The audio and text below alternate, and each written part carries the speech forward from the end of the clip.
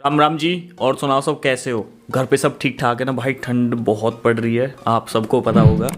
तो अभी कुछ मेरे पास अपडेट है। अपडेट ये है कि यूएमटी का एक नया अपडेट आया क्यूसीफायर का 7.5 वर्जन क्यूसीफायर कॉलकॉम सीपीयू के ऊपर।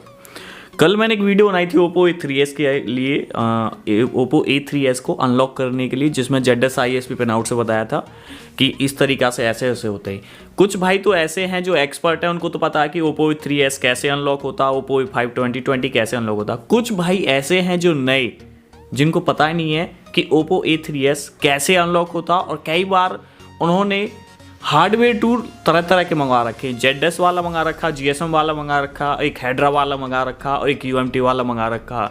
तो ये 4-5 हार्डवेयर टूल हैं, उन पे कनेक्ट नहीं होता। तो वो वीडियो कल मैंने इसी वजह से बनाई थी कि कुछ लोग भाइयों को कई चीज़ों में दिक्कत होती है कि अनलॉकिंग में करने में, और कैसे होता है किस तरीक़े से। बहुत से भाई मेरे को पूछते हैं कि सर ओप्पो A3s अनलॉक कैसे करें या ओप्पो A5 2020 कैसे अनलॉक करें। तो वो वीडियो आप सबको बताई थी, दिखाई थी। उसमें कुछ भाइयों ने नए, लेकिन कुछ कमेंट ऐसे आ रहे हैं उसमें कि ये तो 40 साल पुराना मेथड है। किस दुनिया में जी रहे हो भैया आप?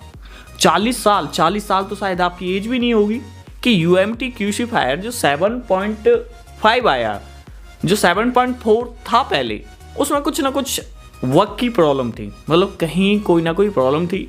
इस वजह से उन्होंने 7.5 वर्जन अपडेट दिया और उसमें कुछ भी नहीं गया। 1-2 मॉडल ऐड किए हैं, Xiaomi का मॉडल ऐड किया, 2 मॉडल ऐड किए और कुछ 1-2 मॉडल और ऐड किए। उसमें कुछ भी नया नहीं है, कोई खास नहीं है। लेकिन मैं ये पूछना चाहता हूँ कि UMT टीम से कि सर ऐसा क्या हो रहा है कि ओप्पो A3s मार्केट के अंदर 2000 रुपये का हो सकता है कि कुछ कम का भी हो, ठीक है?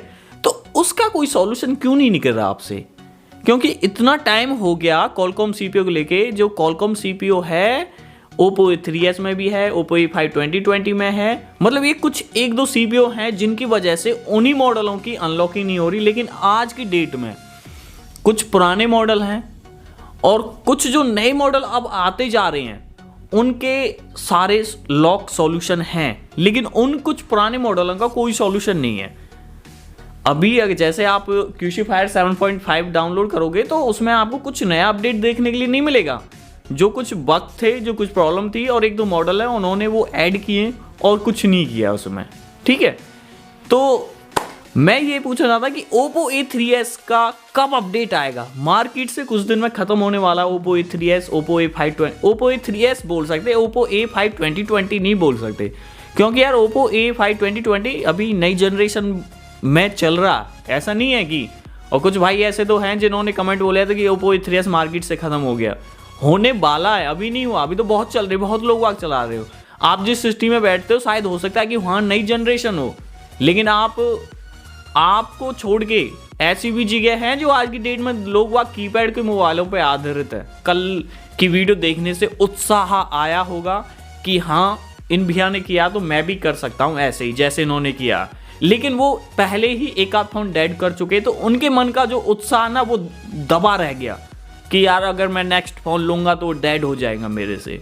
तो ऐसा कुछ नहीं है। आप हो सकता है कि जो गलती आप पे अब होगी है तो वो नेक्स्ट टाइम भी गलती होगी।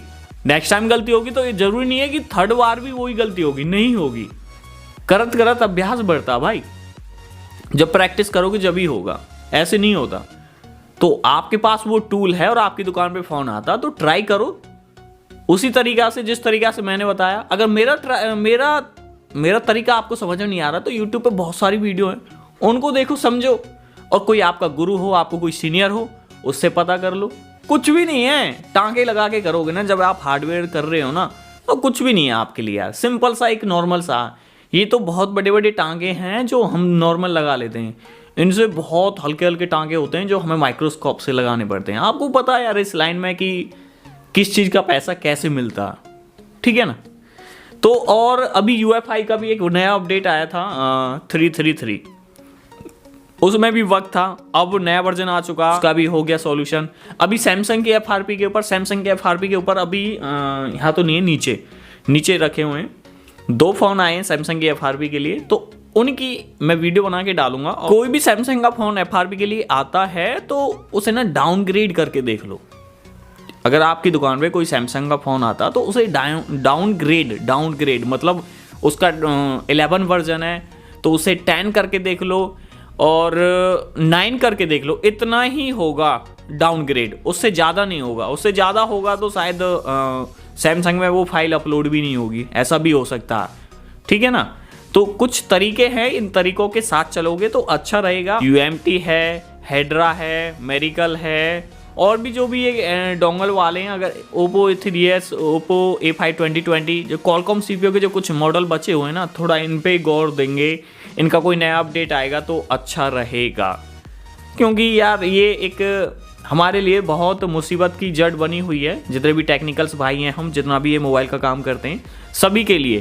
क्योंकि जब कोई चीज़ दुकान से वापसी जाती है ना, थोड़ा मन में वो अजीब सा लगता है। बाकी देखो ये तो एक कहने वाली बात है कि दुकान से कोई घाघ वापसी नहीं लौटना चाहिए, बड़े बूढ़ों की कहावत है, लेकिन इसमें तो हम भी कुछ नहीं कर सकते। लेकिन आज की डेट में घाघ की इच्छा की पूर्ति हम नहीं कर सकते, क्योंकि आजकल डिमांड इतनी ज़्यादा बढ़ गई कि बहुत ज़्यादा कह नहीं सकते।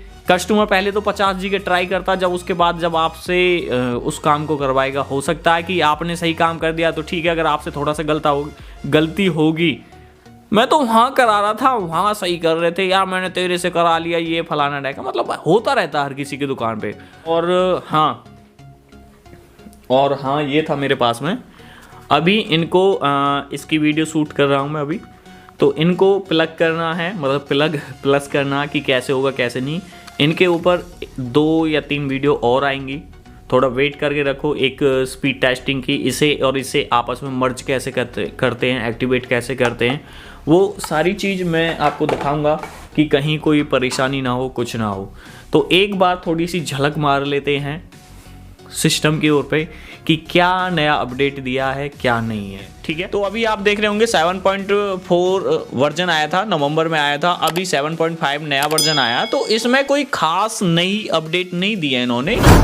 कोई प्रॉब्लम या कोई बग थी जो 7.4 में थी, उसे सही करने के लिए इन्होंने किया है, और इसमें 1-2 मॉडल और प्लस कर दिए हैं, और कुछ खास नहीं किया।